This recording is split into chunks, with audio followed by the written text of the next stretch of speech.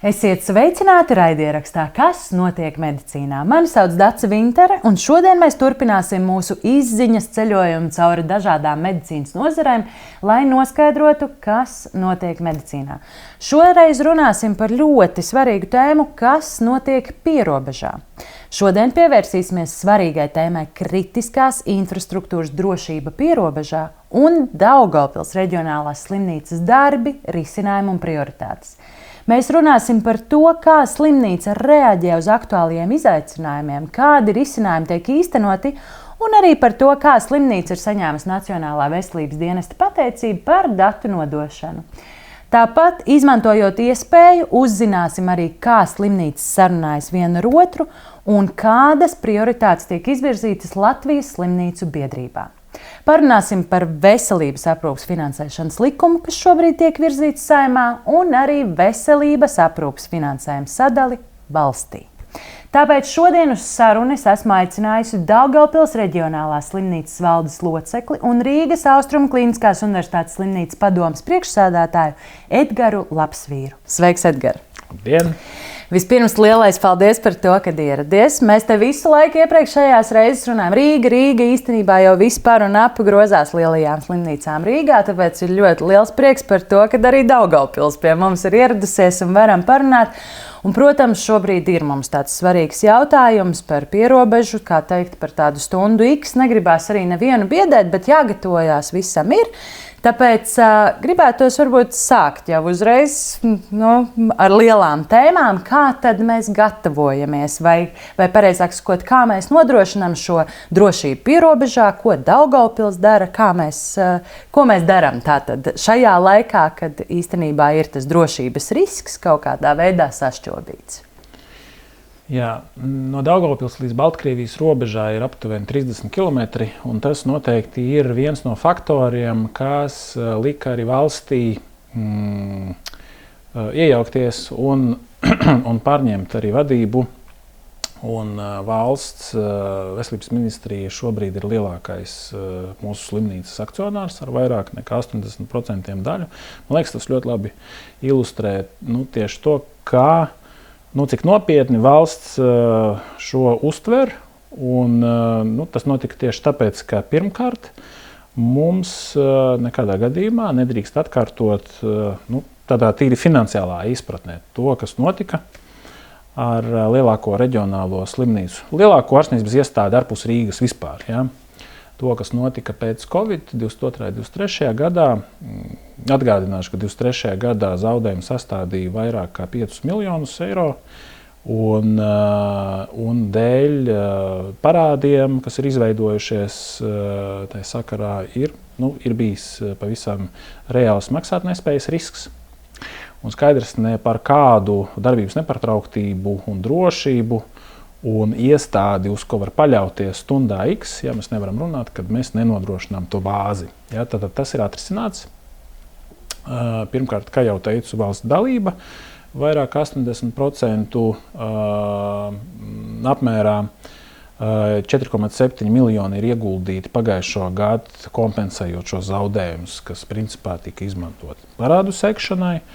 Ja, un 25. gadu mēs jau sākām ar pavisam citā, var teikt, statusā, citā stāvoklī un ar citiem plāniem un citām arī problēmām, protams. Ja, mēs vairāk tagad runājam par attīstību, tā skaitā arī drošības ziņā. Mēs esam nodrošināti ar ģeneratoriem, piemēram, ļoti labā līmenī, patiešām arī salīdzinot ar citiem stacionāriem Latvijā.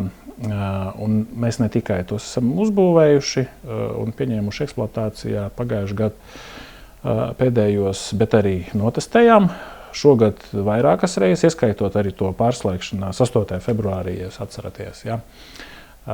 To pārslēgšanas, no Brel atslēgšanas tajā brīdī. Un notestējām, kā arī visas kritiskās iekārtas darbojas, kā pārslēdzas, nepārslēdzās, identificējām arī, ka, protams, tur ir zināmas problēmas, ka elektrība ieslēdzas, ja, bet viena konkrēta iekārta var nepārslēgties. Momentā tur kaut kādas manuālas darbības jāveic un tā tālāk ir jāatjauno tās upes sistēmas dažas un tā tālāk. Sadarbojamies ar Latgales zemesardzi daudz intensīvāk nekā tas iepriekš notika.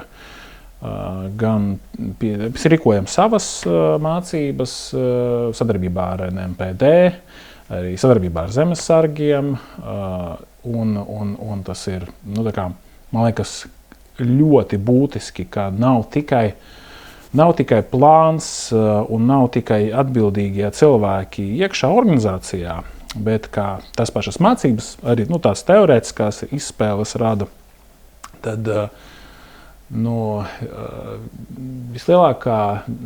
vien vislielākās problēmas rodas tieši starp organizāciju sadarbības tajos posmos, kad vieni grib var un tur sagatavojas kaut kam vienam, un zvana citai partneru organizācijai, un tas gaidas atšķirās.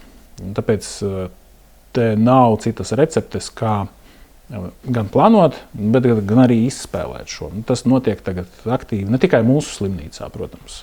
Kopumā ārstniecības iestādēs, veselības ministrijā ir izveidota speciāla nodaļa, šim paredzēta, kas gan apkopo vajadzības, rūpējas par to, ka arī finansējums šādām lietām tiktu atrasts, kas skaidrs, ka ir problēma gan tagad, gan arī turpmākajos gados.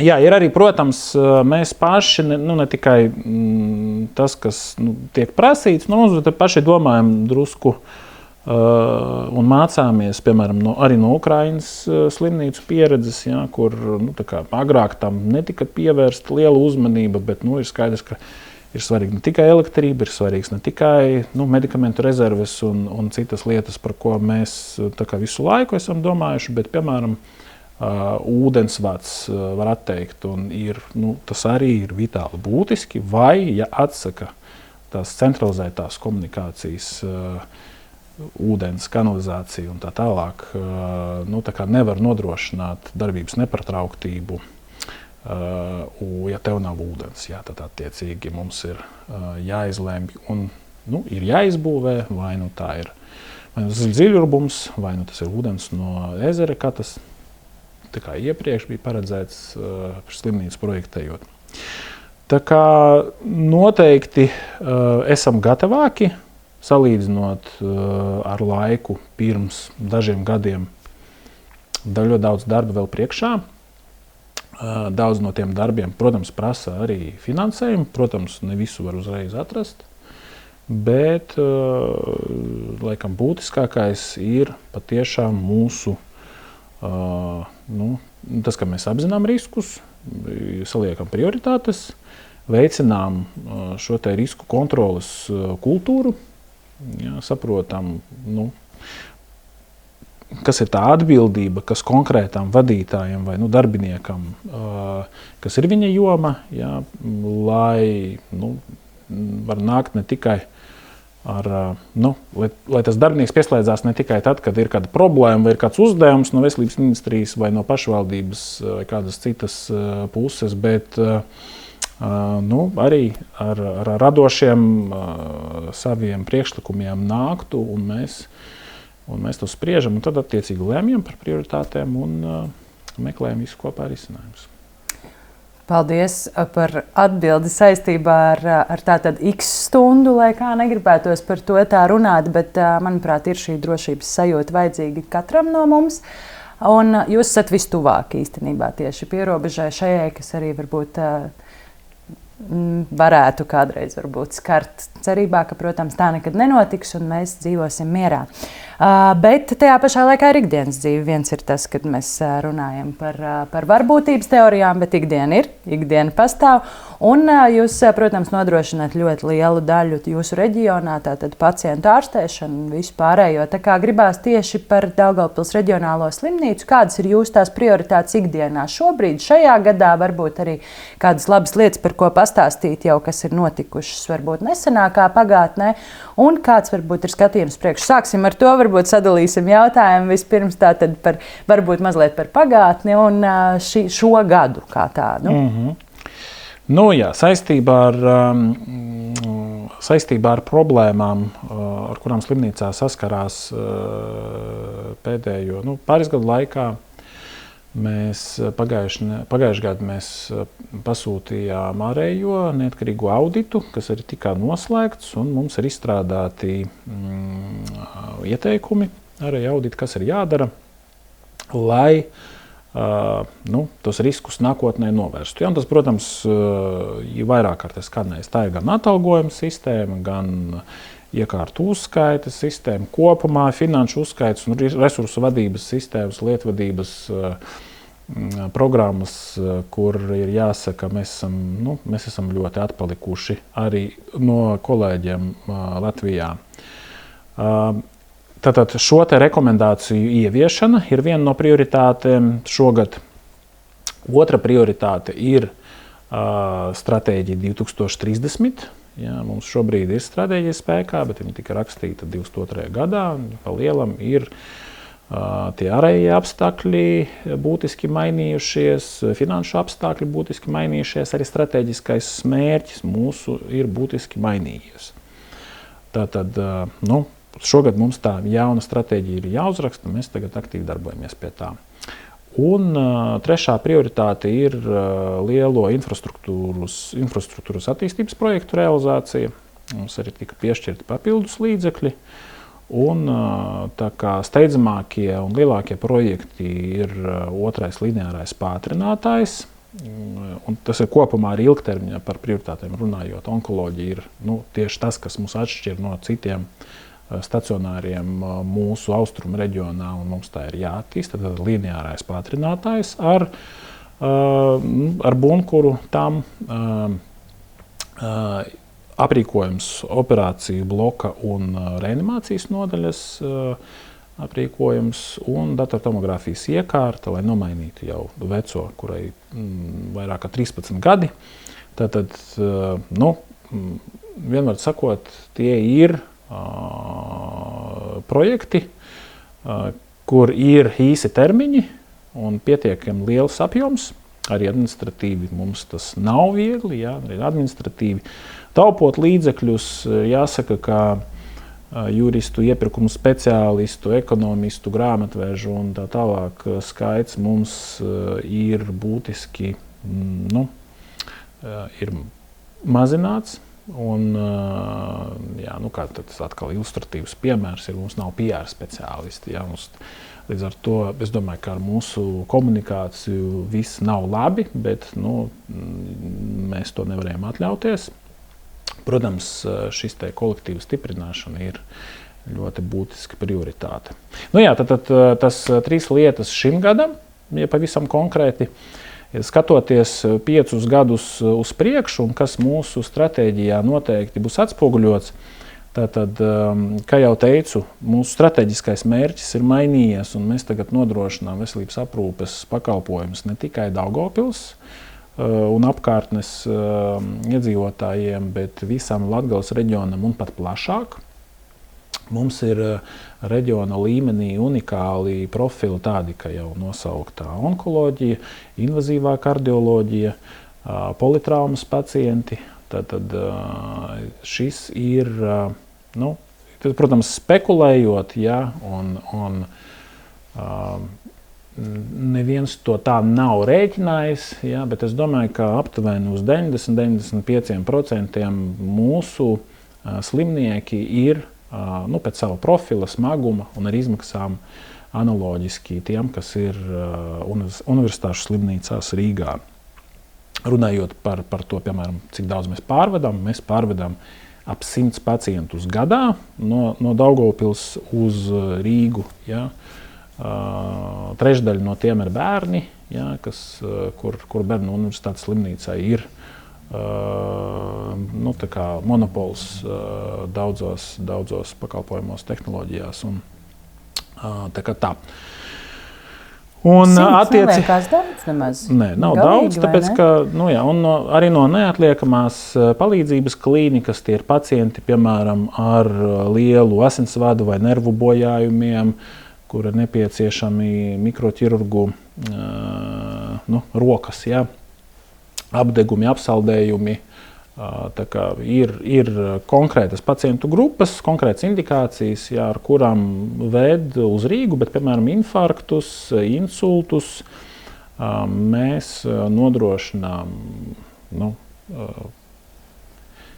salīdzināmā līmenī, jā, teiksim tā. Un ar to mēs arī atšķiramies no, kā jau teicu, no citām slimnīcām. Un tieši tās mums arī jāattīsta līdz ar visiem pārējiem profiliem, kas ir neiroloģija, terapija, kardioloģija. Un skaidrs, ka mēs neesam tikai tā reģiona vadošā iestāde, bet tā ir iestāde, kura nodrošina pilnīgi visus pakalpojumu līmeņus. Jāsakot ar pirmo hroniskajiem pacientiem, arī paliatīvo aprūpi, un beidzot ar to augstāko, kas ir mehāniskā trombektomija, piemēram, insulta gadījumā.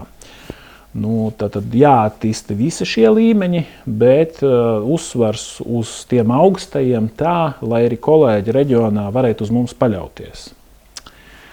Un kas ir varbūt interesanti arī par Daugavpils un arī citām reģionālām slimnīcām, ir tas, ka rakus vai stradiņi, piemēram, neārstē bērnus, un savukārt bērnu slimnīca neārstē pieaugušos. Rīgā tas atbildības pilnībā nodalītas, reģionos, ieskaitot Daugavpili, mums ir, ar to mums tas pacientu daudzveidība, pat varētu teikt, ka lielāka salīdzinot ar Rīgas kolēģiem. Bet, tur, protams, ir jāņem vērā, ka tāpat universitāšu slimnīcas ir piramīdas augšgalā, un tad reģioniem, ieskaitot Daugavpili, vienmēr ir iespēja pavirzīt šo pacientu, eskalēt viņu augstāk, tas ir nepieciešams.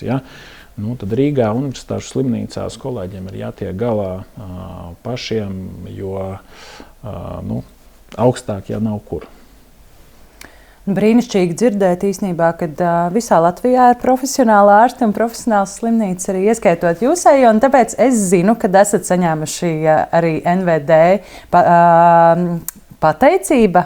Laikam tāds ir pareizi pastāstīt, varbūt vairāk, jo tas ir par datu nodošanu. Pirmie arī ar karogu gājāt pa priekšu, tā kā apsveicu pirmām kārtām, otrām kārtām varbūt vairāk arī, lai pasistu sev pa plecu par to, kā tad jums šos datu nodošanu izdodās tādā augstā līmenī arī turēt. Jā, paldies. Tas noteikti ir pateicoties mūsu IKT speciālistu komandai, ko vada Jurijs Smuļko jau daudzus gadus. Un es domāju, ka tas, kā tas notika Daugavpilī, kad IT speciālisti, arī mūsu programmētāji, kas nav daudz, tur burtiski 2 cilvēki, bet tas, ka viņi kliniskajā vidē to dara, man liekas, tas ir viena no atslēgām. Tad ir ārkārtīgi ātra aprite starp prototipu, teiksim, to testēšanu, izmēģinājumiem, un tad, kad ārsti un personāls cits, kas ir lietotāji, pasaka savu viedokli, tad ļoti ātri var pielāgot un testēt risinājumu versijas. Šo ir grūti izdarīt varbūt ar lielākiem partneriem, kas tas prasa ilgāku laiku. Un tāpat, protams, tas notiek ar mūsu partneru iesaistu. Lielākie ir ārsta birojas, mēs izmantojam, protams, arī Datamed ļoti aktīvi. Mēs esam vienīgā slimnīca, piemēram, kur pacients savu onkoloģijas konsīliju var atrast, piekļūt caur Datamedu. Piemēram, e-veselībā šobrīd vēl pagaidām tāds dokuments nav, un attiecīgi slimnīcas, pat viņš ir digitalizēts, viņu nodot centralizēt nevar. Tāpēc, mums ārstu birojas tas ir tas, ar ko mēs pārsvarā nodrošinām tur pacientu reģistrāciju, arī tas ir pamata sistēma, caur kuru mēs saņēmām naudu par saviem pakalpojumiem, veidojam rindas uz pakalpojumiem tā tālāk, bet ir lietas, kas ir ļoti specifiskas stacionāram, un varbūt arī Daugavpils slimnīcai, piemēram, operāciju bloks, virtuve, kas tā ir sanācis, ka veidoja pašu rokām, ārstus tā funkcionalitāte apmierina. Šai pieeja, protams, ir arī savi varbūt trūkumi. Bet kopumā ir sanācis tā, ka uz 24. gadu mēs bijām lielākais datu devējs uz e-veselību. Tagad tas būtiski mainās. Ar 1. aprīli šogad visiem ir pienākums nodot nosūtījumus, analīžu datus un izrakstus stacionāros, un tad dienas stacionāros, un tad droši vien ambulatoros nākotnē. Un mums ar to problēmu nav. Jā, tas tiešām ir liels sasniegums. Un es domāju, ka neatkarīgi no tā, vai tiek izstrādāta un uzturēta sava sistēma, vai tiek izmantots kāds risinājums, kas ir tirgu pieejams, ir ārkārtīgi būtiska tā in-house kompetence. Tā kā IKT tas nav produkts, tas nav tā nav licence, tā ir funkcija, bez kuras mūsdienu slimnīcas darbība nav iedomājama. Un, ja tā ir funkcija, tad ir jābūt arī kvalificētiem cilvēkiem, kas to uztur un par to atbild kolektīvā. Jā. Katrā ziņā pieturoties vēl arī pie tā, ko jau teici, jau arī par to, ka tomēr mēs visi esam saistīti un tā tālāk. Es arī savā ievadā teicu, kad kā savā starpā sarunājās slimnīcas. Bijušais NVD vadītājs arī kandidējis uz veselības ministra amatu. Arī to visu internetā noteikti arī var atrast, ja arī kāds nezina. Un zinu arī, kad jau pieteikumā arī Rīgas Austrumu Kliniskās universitātes slimnīcas tātad padomas priekšsēdētājs, un tāpatās arī zinu, ka slimnīcu biedrībā darbojas. Tā kā nav gluži tā, ka tikai Daugavpilī, tikai par Daugavpili ņemam arī piemērus no Rīgas, no lielajām universitātes slimnīcām, sarunājamies savā starpā. Tieši par šo sadaļu izmantošu iespēju. Tomēr, ja man ir cilvēks, kas pārzina diezgan daudz dažādas jomas un instances, kā darbojās, kā tad varbūt sākot vispirms ar šo Latvijas slimnīcu biedrību? Kas ir tur prioritātes? Kā jūs savā starpā sarunājaties, kā savā starpā sarunājās slimnīcas? Jā, droši vien būtu jāsāk ar to, ka Latvijā ir problēma ar reģionālo nevienlīdzību. Un arī Covid pandēmijas laikā tas bija ļoti labi redzams, gan mirstības radītāji, vakcinācijas aptvēre, un arī pēc tam tas Daugavpils reģionālās slimnīcas finansiālais stāvoklis, kurā tā iekļuva, pietiekami lielā mērā to noteica arī tas pandēmijas iznākums. Jā, un kā Daugavpils reģionālo slimnīcu tas skara varbūt smagāk nekā tā vidēji citus stacionārus. Kopumā ienākumu līmenis ir augstāks, ienākumu līmenis ir zemāks, bezdarbs augstāks, un tas korelē vienmēr ar veselības radītājiem, sabiedrības veselības radītājiem mirstību, ar novēršamo mirstību, ar hroniskām slimībām un tā tālāk. Un slimnīcu biedrība un reģionālās slimnīcas un Latvijas pašvaldības varbūt plašāk iestājas par to, nevienmēr viņi tā to formulē, ja, gudri, bet iestājas par reģionālo vienlīdzību. Ja. Ārstu pieejamība Rīgā ir daudz labāka salīdzinot ar reģioniem, un mums nebūtu ar to jāsamierinās. Ja, tad mums neatkarīgi no tā, kur dzīvo cilvēks, viņam ir jānodrošina, valstī ir jāspēj nodrošināt vienlīdzīga ārstniecības pakalpojumu pieejamību un vienlīdzību. Tas nenozīmē, ka katrā pilsētā un katrā slimnīcā katram pakalpojumam ir jābūt, bet ir jābūt skaidram ceļam līdz šim pakalpojumam. Pat ja tas ir Rīgā. Ja.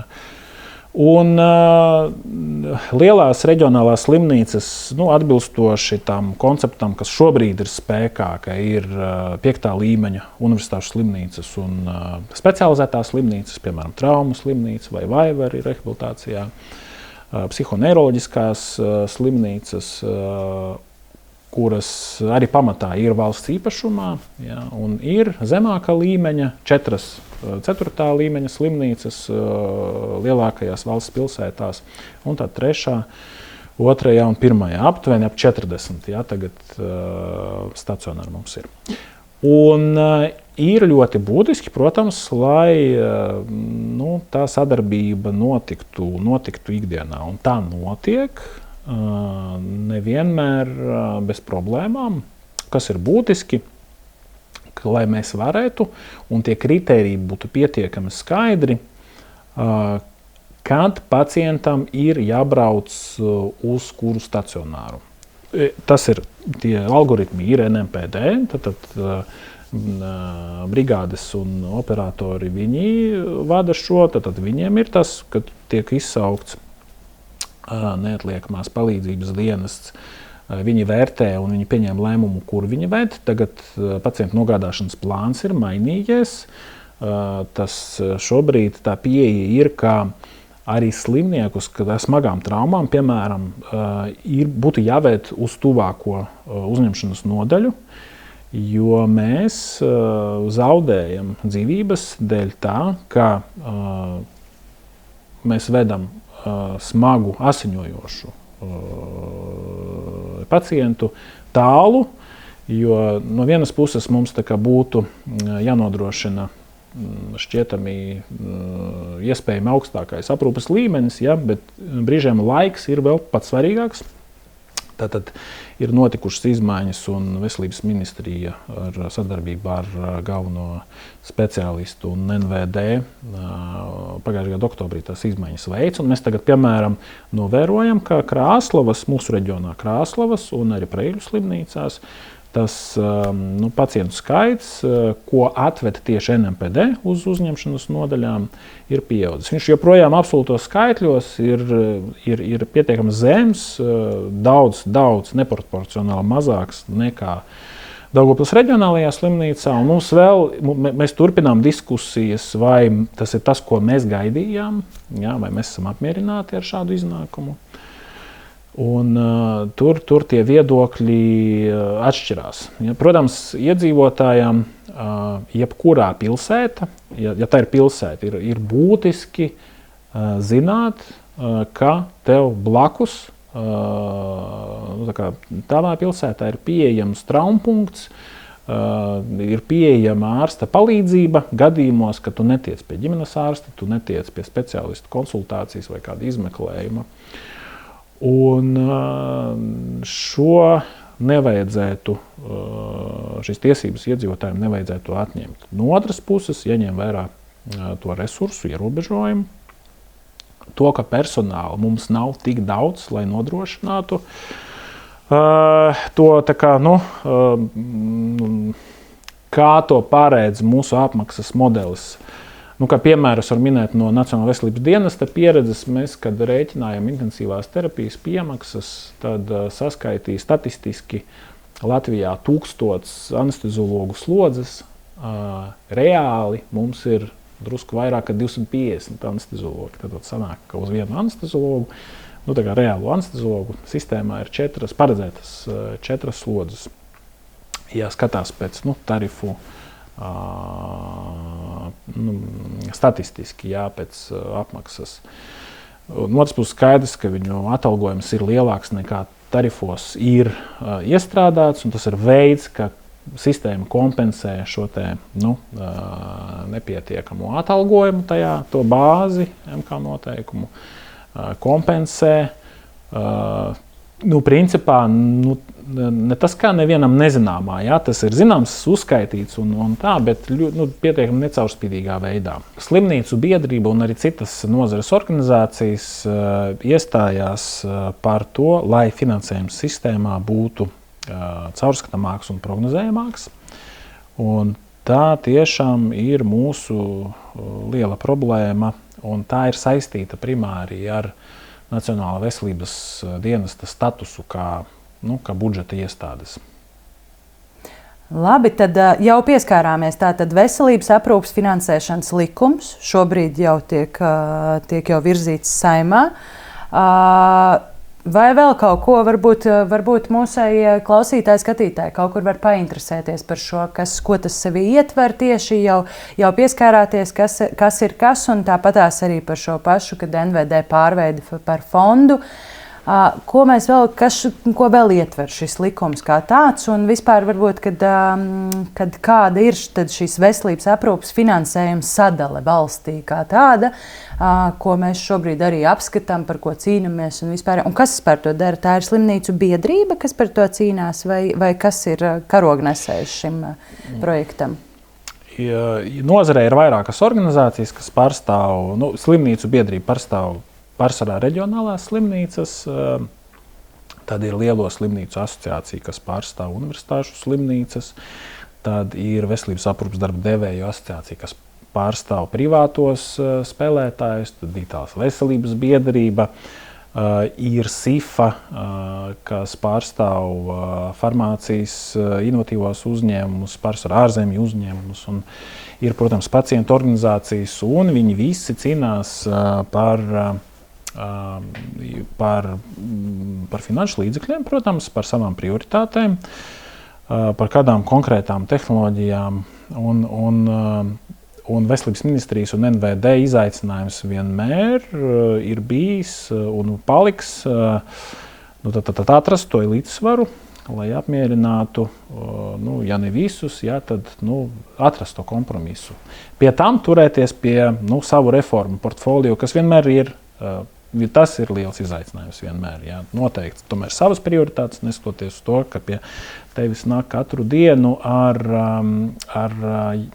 vien jaunām problēmām, jā, tad tomēr turēties pie arī savas līnijas. Un, man liekas, ka šobrīd Veselības ministrijā ir pietiekami, tas temps ir uzņemts un principā tas reformas, kas bija pieteiktas, tur zaļu cenu, piemēram, reforma vai arī slimnīcu tīkla reforma, tas viens varbūt lēnāk, otrs ātrāk, bet viss iet uz priekšu.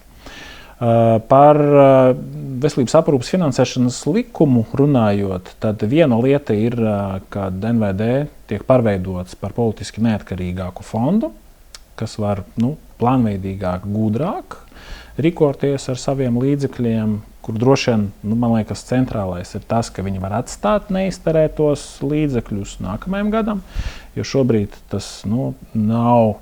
NVD direktors nevar atļauties atstāt kontā 50 miljonus, kad tik ļoti trūkst nozarē naudas. Ja? Bet tas fakts ir tāds, ka ja tu plāno rūpīgi un ja tu tērē līdzekļus liederīgi, tev vienmēr būs vai deficīts, vai arī pārpalikums. Tu nevari trāpīt. Ja paskatās vēsturiskās budžeta izpildes NVD, tad NVD ir perfekta finanšu iestāde ar budžeta izpildu 99,5% un tā procenti, bet padomājot kaut vai, tas ir ļoti vulgārs salīdzinājums, es pats vienmēr iebilstu pret to, bet kaut vai salīdzinot ar maisaimniecības budžetu, ja, tas nav iespējams. Ja tu saplāno un tu gan ieņēmumi, gan izdevumi tev pilnībā sakrīt, tad kaut kas noteikti tika nolēmts nevisai racionāli. Tad šis nevis likums, bet tā NVD reforma to lielā mērā atrisina. Un otrs ir, manuprāt, svarīgs punkts ir par tā finansējuma mērķi. Šobrīd tas ir noteikts 4% no IKP līmenī. Tas tiek pārmantots no Veselības aprūpes finansēšanas likuma, kurš tika pieņemts 2017. gada beigās. 2017. gada beigās tas likās par pietiekami ambiciozu mērķi, jo ap to laiku tas finansējums bija 3,5% no IKP. 4% mēs esam sasnieguši 20. gadā, un tad, protams, Covid laikā esam pārsnieguši, arī tagad turamies virs tā. Un ņemot vērā, ka Eiropas Savienībā tas vidējais radītājs ir ap 7–8%, Skandināvijas valstīs viņš ir augstāks, tātad 4% noteikti nevar saukt par pietiekami ambiciozu mērķi. Viņš tagad arī tīri tehniski nedarbojas. Ja? Mēs 4% pārsniedzam, diez vai mēs paiesim zem tiem. Tad diskusijas pietiekami aktīvas notiek. Un, protams, ir, piemēram, Saeimas juridiskā biroja viedoklis, ka vispār tā ir valdības funkcija stādīt budžetu, un vispār tā nav laba prakse, kaut kādus tur procentus vai arī absolūtus skaitļus noteikti likumos. Man tomēr liekas, ka no tās pieredzes 17. gada bija arī ļoti daudz šaubu, diskusiju, sanāks, nesanāks, jā, bet kā pieredze rada, un tas ir ļoti svarīgi paskatīties atpakaļ jā, uz tiem plāniem, un kas īstenojās, kas ne, tad tas plāns bija pilnībā izpildīts. Jā. Mēs esam tikuši līdz 4%. Man liekas, ka viens no faktoriem, kāpēc tas ir izdevies, ir tāpēc, ka bija šis likums, par ko vienmēr bija iespēja atgādināt, norādīt uz to. Arī tagad sabiedrības veselības pamatnostādnēs, kas ir pieņemtas, par kurām valdība ir nobalsojusi, tas paredz 6% no IKP. Es domāju, ka labākais risinājums būtu noteikti tos pašus 6%. Skaidrs, ka tas nav reāli nākamgad vai aiznākamgad. Tad mēs varētu paredzēt trepi, piemēram, sasniegt to 3 vai 5 gadu laikā. Tas būtu pietiekami labi. Es nepiekrītu, ka šī ir slikta prakse. Arī Lietuvā, Igaunijā, daudz kur citur tieši likuma līmenī ir noteikts, kā veidojas veselības aprūpes budžets. Tas parasti tā ir formula. Tur, kur pamata ieņēmumi ir no sociālā nodokļa, ieskaitot arī Lietuvu, Igauniju, tas ir procents no atalgojuma, un ja vidējais atalgojums valstī pieaug, tad pieaug arī veselības budžets mehāniski, ja? Bet arī tā sadaļa, kura tiek subsidēta no budžeta, gan Lietuvā, gan Igaunijā, viņi ir izteikti ar procentu, kurš ir atkarīgs no vidējās pensijas savukārt, un tātad Igaunijā, ja nemaldos, 13% no vecuma pensijas fonda aiziet veselības apdrošināšanas fondā. Tātad politiķi lemj par noteikumiem un formulām, kā tas veselības budžets veidojas, bet viņi nelemj par to budžetu absolūtos skaitļos katru gadu, virzot vienu vai nevirzot vienu vai otru prioritāti. Man liekas, tā ir ļoti būtiska atšķirība, un uz to mums ir jāiet ar šo likumu. Es ļoti ceru, ka viņš tiešām virzīsies uz priekšu pietiekami ātri, jo tas tiešām tādā izskatā, kāds viņš ir tagad, ja, viņš lielu daļu šo problēmu, ja neatrisina, tad vismaz uzlabo un kopumā, man liekas, iet pareizā virzienā. Labi, tad arī pēdējais noslēdzošais jautājums no manis. Pasapņosim bišķīt. Tāds tā kā tu esi cilvēks, kas tiešām visaptveroši redz gan reģionus, gan kas notiek Rīgā, kas notiek biedrībās. Kā mēs redzam vispār, uz ko mēs ejam? Nezinu, tie jau ir kādi 10 gadi. Mēs šobrīd jau tāds gads, 3, 5 jau iezīmējam, pat 10, es teiktu. Kas ir tāds mūsu virsmērķis, kādus mēs gribam redzēt pēc šiem 10 gadiem? Un kādas mums būtu jāierauga. Tā, pasapņojot. Man liekas, tas centrālais trends, ja par veselības aprūpi runājot vispār globāli, ja, šobrīd centrālais trends ir pacienta autonomija, jo ir skaidrs, ka resursu trūkst un arī ārstniecības personāla trūkst, un tur labu ziņu nav. Ja. Tas neatrisināsies arī papildus investējot un arī palielinot veselības aprūpes budžetu. Nozīmīgi mēs to problēmu neatrisināsim. Rindas var palikt drusku īsākas, bet mums to pieprasījumu, jeb tās rindas nosacīt, ir jāmācās vadīt, prioritizēt tos pacientus tā, lai vēlreiz īstais iedzīvotājs tiktu īstajā vietā, īstajā laikā, pie viņam nepieciešama pakalpojuma. Un viens no tiem trendiem ir pacienta autonomija. Tā kā mums ir jāspēj ne tikai rūpēties par savu veselību, bet ar visu digitālo risinājumu, protams, arī ar visu mākslīgo intelektu, kas attīstās, un par to pašu ChatGPT ir arī zinātniskās publikācijas, ka tie medicīniskie padomi ir ne mazāk vai pat vairāk kvalitatīvi salīdzinot ar veselības aprūpes profesionāļiem. Pie tam ir pieejami uzreiz, Ja, un lielā mērā bez maksas. Tātad tas lielā mērā demokratizē veselības aprūpi. Tā reģionālā ienākuma nevienlīdzība un par ko mēs sākumā runājām, tieši tehnoloģijas ir tas, kas šo nevienlīdzību var samazināt, ja mēs tiešām izmantojam to. Bet vienlaikus, protams, ka kultūra un kopumā, kā jebkura liela sistēma un nozare, veselības aprūpe ir pietiekami konservatīva, ļoti regulēta.